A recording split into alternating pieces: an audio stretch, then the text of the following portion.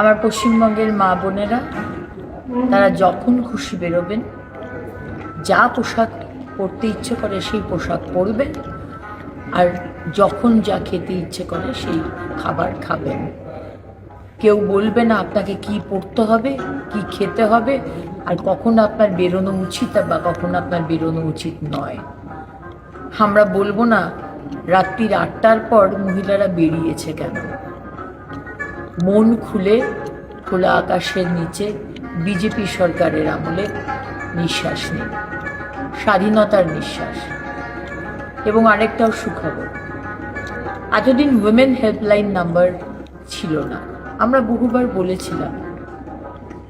তাই খুব শীঘ্রই 181 উইমেন হেল্পলাইন নাম্বার আমরা চালু করতে শুরু করেছি, চালু করব খুব তাড়াতাড়ি, খুব শীঘ্র।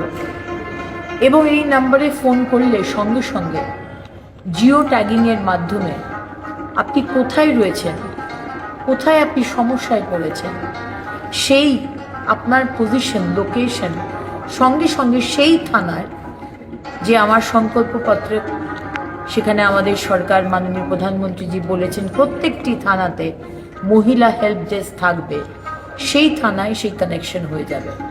সুতরাং আপনি যে থানার সব থেকে কাছে, সেইখানে জিও ট্যাগিংয়ের মাধ্যমে সেই থানায় খবর পৌঁছে যাবে যে ইমিডিয়েটলি আপনার কাছে যেন হেল্প পৌঁছে যায়।